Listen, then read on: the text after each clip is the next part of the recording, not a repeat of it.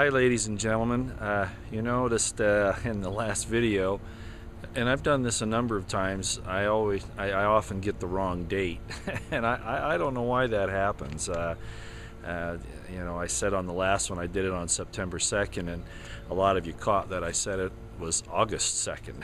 I'm not really sure what is going on in my brain when I do that. Maybe it's the idea of getting older and I'm just trying to slow it down. I really don't know.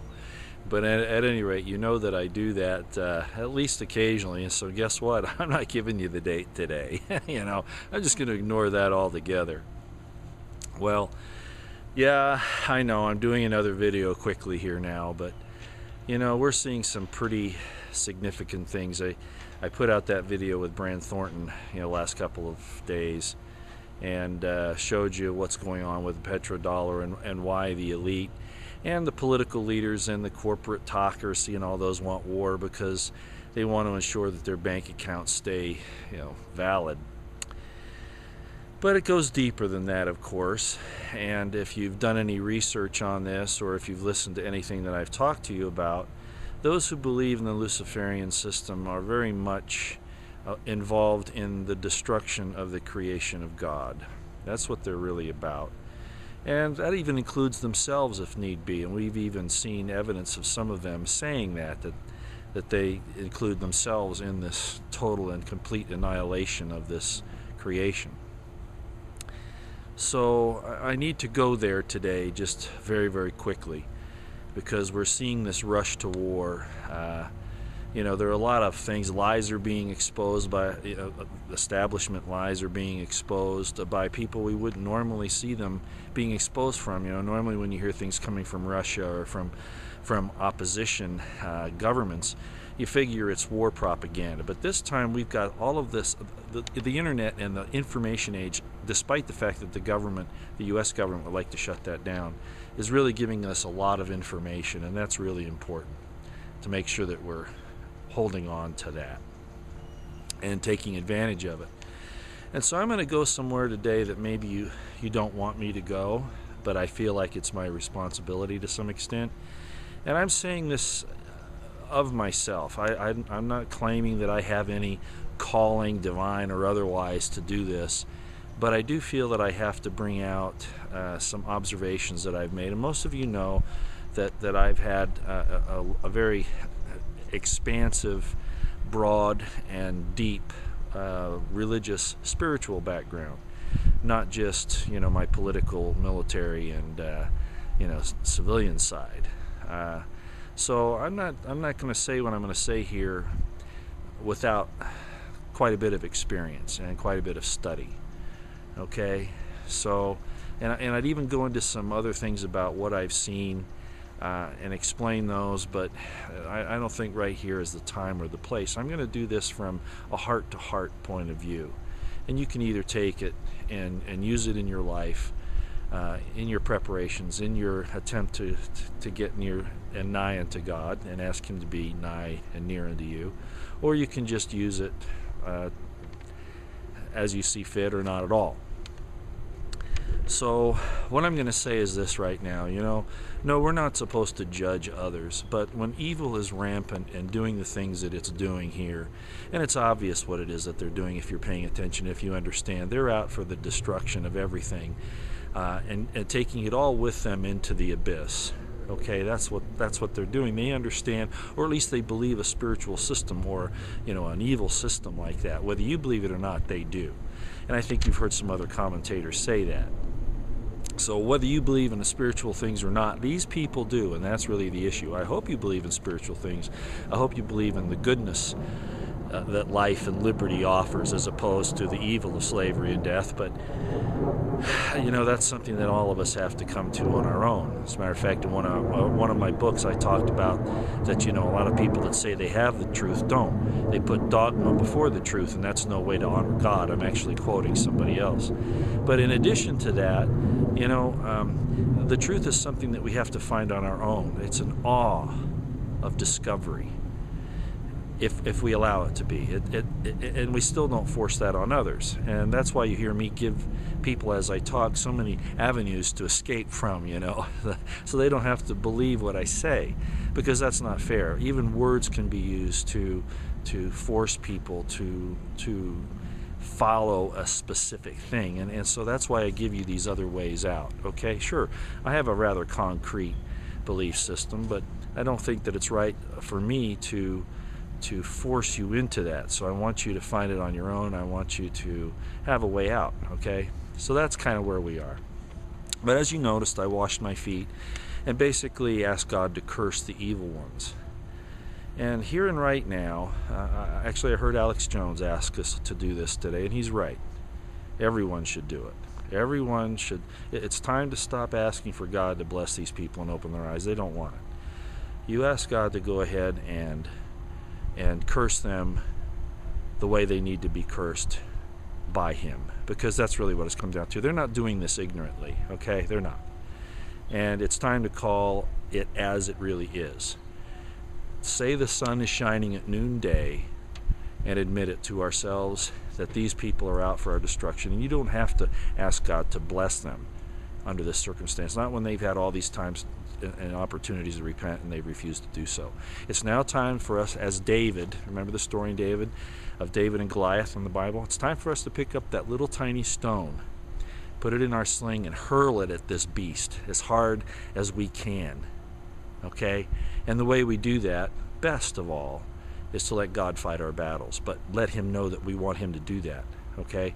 So it's time. I don't know how you all would want to do it, but I would suggest doing what I did, washing your feet and asking God to render judgment on these evil ones and to bless and protect the rest of us. Who, yeah, we make mistakes. We've done little things, like I've said, but nothing like these people. Even marital infidelity is nowhere near the sin that these people do, and it's pretty serious, mainly because you're hurting somebody else. But what these people are doing is something in a whole nother realm. So don't let the little sins of the little people confuse you with this universal, this absolute hatred of all that the Creator's created, especially mankind. Okay? So I'm going to ask you to do that. Go and ask God to render judgment against these evil ones, the leaders of the nations that are doing the things that they're doing, and not all of them are, of course.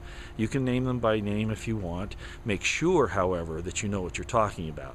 And that's why I pretty much stay with the New World Order people, the leaders of this nation who have shown that they're liars and deceivers and murderers and those types of things. Yeah, they exist throughout the world in other nations as well. But just be careful, okay? Ask God to go after the ones that have proven that they are evil in their intentions, in their heart. Okay? So that's the first thing I'm going to ask you. Okay, the second thing I'm going to ask you to do is, and again, you don't have to believe me on this, I'd just rather you didn't. But, I'm a history buff. I've done a lot of historical study, and that has included not just classical and secular history, but of course religious and spiritual history as well. It's pretty hot out here. I'm sweating, so I ask you to pardon me on this.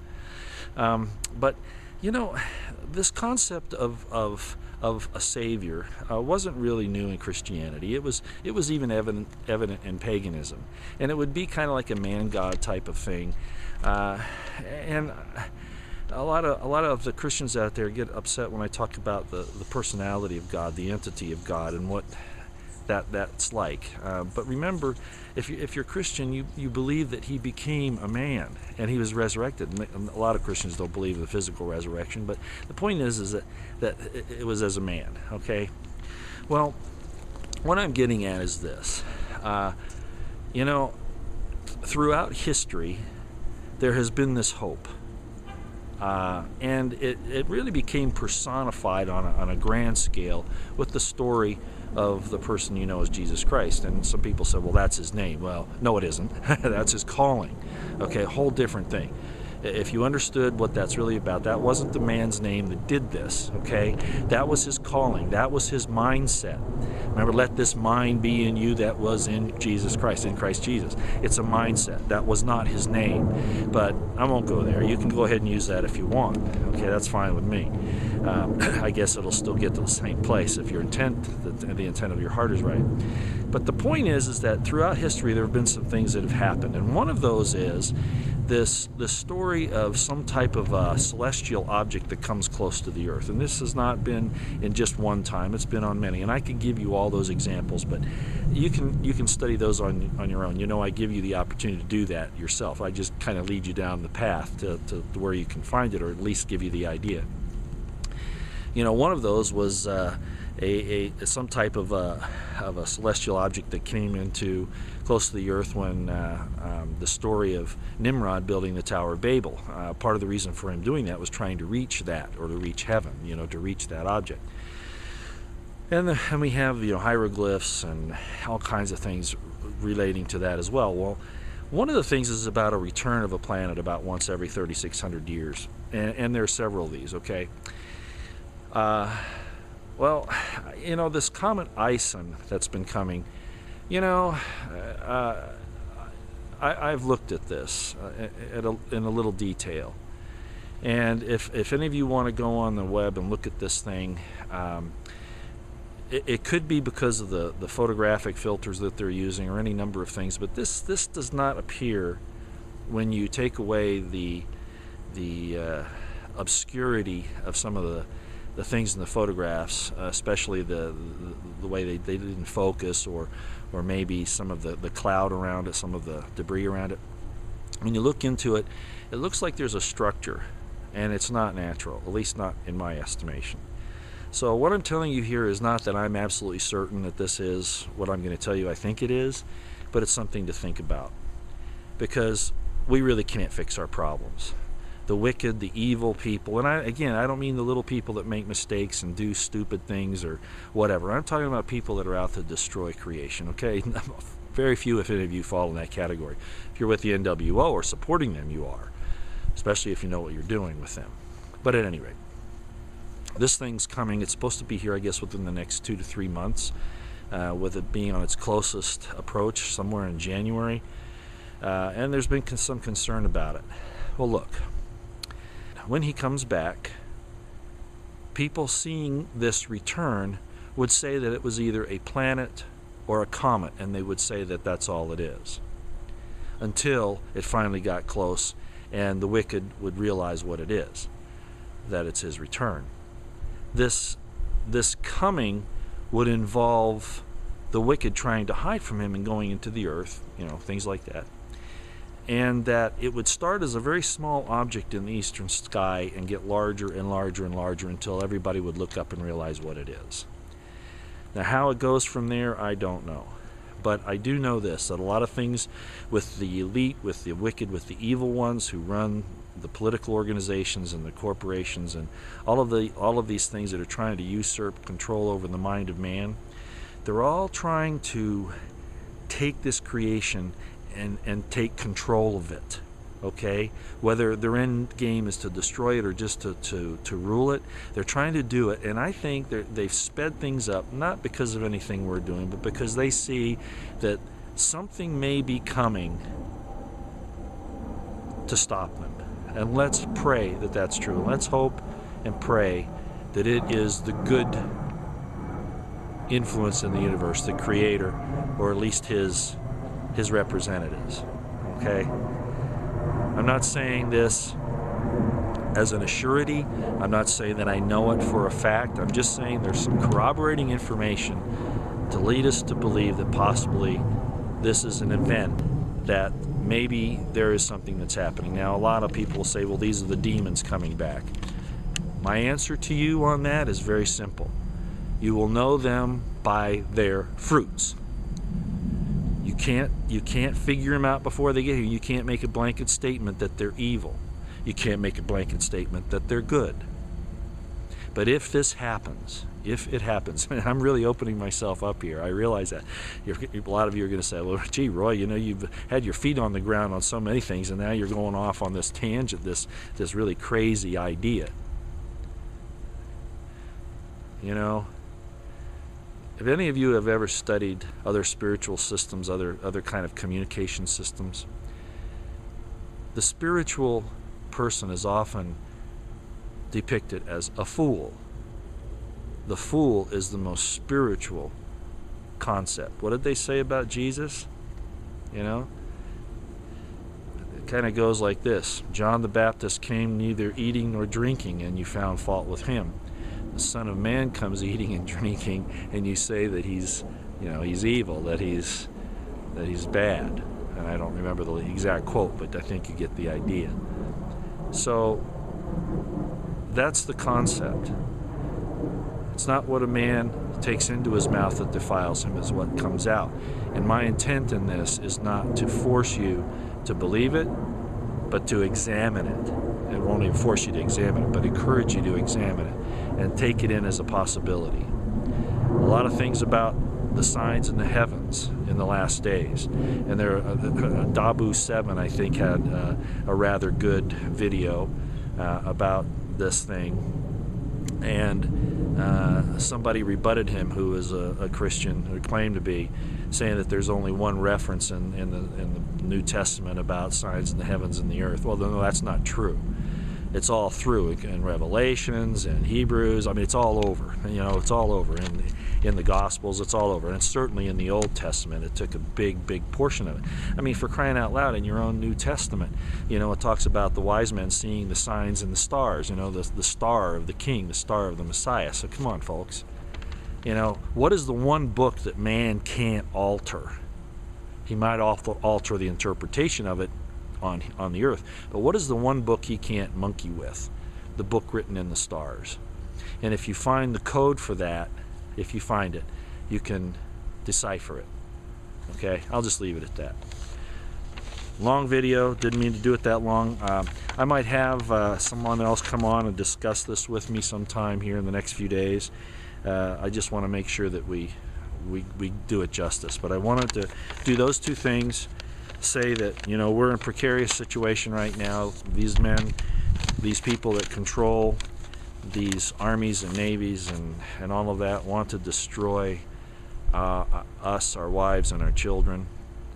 And those who are taking part in this thing need to wake up. I'm really proud of the military people who are saying, don't do this. It's wrong. It's outside the Constitution. We're helping Al-Qaeda. People like me have been saying this for a long time. We've been made fun of. And now you have legitimate people, Limbaugh and Ted Cruz. You might not consider them, credible if you're liberal. But the point is that a lot of people are coming out with this. Kucinich, okay? So, people are waking up. They're willing to call the truth the truth. They're willing to say the sun is shining at noonday. They're not denying that the sun, the truth, is shining at noonday. I saw Secretary of State Kerry today. What a joke. And when he was testifying in front of Congress, I guess. And man, there's something wrong with that guy. It would almost lead me to believe that maybe he is a shapeshifter or whatever they call him. I'm not sure how David Icke talks about that, but this guy didn't look normal. I was thinking he was having some kind of maybe a stroke or something, but it wasn't. There was something else going on with him, and I don't know if it's an evil demon in him or just the way he is, but he did not seem right to me. His tongue coming out like a serpent or a lizard. Wow. I mean, if there's really something to this stuff, that's crazy.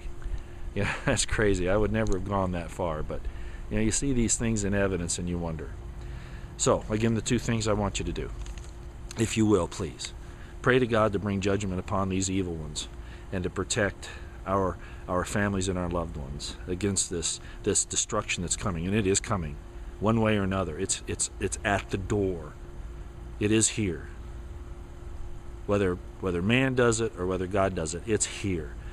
And we must pray that ourselves and our loved ones, the pure in heart, and when I mean pure in heart, again, little people making mistakes, I mean people that basically in their heart have goodness, that they want to see good things happen. That they don't manufacture and sit there and design evil. Okay? That's what I'm talking about. So the evil ones to be judged and destroyed, taken away, and the good preserved, okay, and blessed. Whether you wash your feet in water, shake the dust off your feet, or just say a prayer, do that. But it's always good to try to do something with the prayer that's physical, okay? That's why you wash your feet. It puts it in both worlds, both in the realm of the consciousness, the spirit, and in the physical realm. So it covers both. That's really why you do things like that, to cover the two parts of creation. So I would encourage you to do that. And secondly, check this thing about ISON out and the possibility that maybe this really is the return of the Son of the Creator. Okay.